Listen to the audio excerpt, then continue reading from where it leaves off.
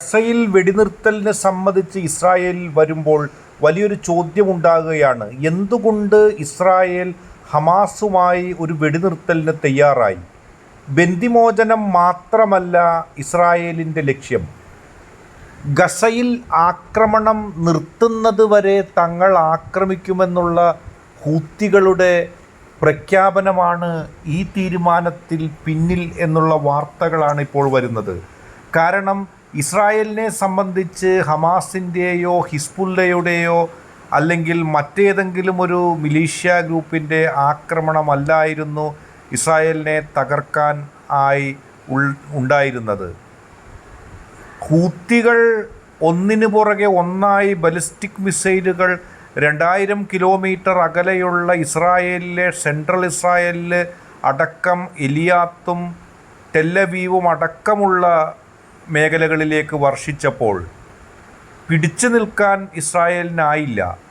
ഇസ്രായേലിൻ്റെ പ്രതിരോധ സംവിധാനങ്ങളുടെ ABCD പഠിച്ച ഹൂത്തികൾ ഹൈപ്പർസോണിക്, സൂപ്പർസോണിക്, ബലിസ്റ്റിക് മിസൈലുകൾ കൊണ്ട് ഇസ്രായേലിനെ വട്ടം കറക്കിയപ്പോൾ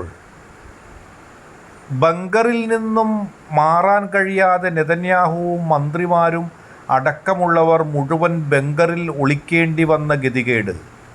ഇത് ഹൂത്തികൾ നിർത്താൻ വഴിയില്ല. ഗസയിലെ ആക്രമണം നിർത്തുന്നതുവരെ തങ്ങളത് ചെയ്യുമെന്ന് ഹൂത്തികളുടെ നേതാക്കൾ കൂടെ പറഞ്ഞിരുന്നു. ഒന്നിനു പുറകെ ഒന്നായി നടത്തിയ ആക്രമണങ്ങൾ കൂടാതെ ചെങ്കടലിൽ അമേരിക്കയുടെയും ഇസ്രായേലിൻ്റെയും കപ്പലുകൾക്ക് നേരെ ഉണ്ടായ നിരന്തരമായ ആക്രമണങ്ങൾ, ഇതൊന്നും സഹിക്കാൻ കഴിയാതെ ഹൂത്തികളുമായി യുദ്ധത്തിന് പോയാലും വിജയിക്കാൻ ഇടയില്ല എന്ന ഇസ്രായേലിൻ്റെയും അമേരിക്കയുടെയും വിലയിരുത്തലാണ് ഗസയിൽ പെട്ടെന്നൊരു വെടിനിർത്തലിന് അവരെ പ്രേരിപ്പിച്ചത് എന്ന് പറയുന്നു. എങ്ങനെയെങ്കിലും വെടിനിർത്തി ഹമാസുമായി ഒരു ഒത്തുതീർപ്പുണ്ടാക്കിയില്ലെങ്കിൽ ഹൂത്തികൾ തങ്ങളെ കിടന്നുറങ്ങാൻ അനുവദിക്കില്ല എന്നുള്ള പച്ചയായ യാഥാർത്ഥ്യം ഇസ്രായേൽ അവസാനം മനസ്സിലാക്കുകയായിരുന്നു. ഏതായാലും ഹൂത്തികൾ ഇറങ്ങേണ്ടി വന്നോ ഇസ്രായേലിൻ്റെ ആർത്തി മാറ്റാൻ എന്നുള്ളതാണ് ഇപ്പോൾ ലോകം ചർച്ച ചെയ്യുന്നത്.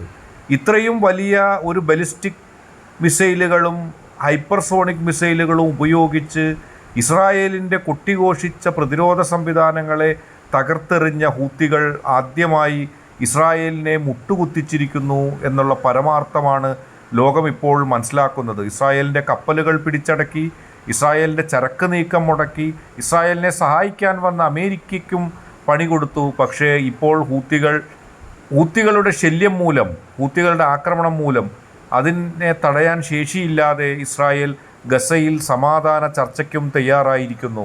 ഏതായാലും ഇസ്രായേലാണോ ഹൂത്തികളാണോ ഏറ്റവും വലിയ ശക്തി എന്ന് ചോദിച്ചാൽ ഇപ്പോൾ സംശയരഹിതമായി അത് ഹൂത്തികൾ തന്നെയെന്ന് ലോകം പറയും.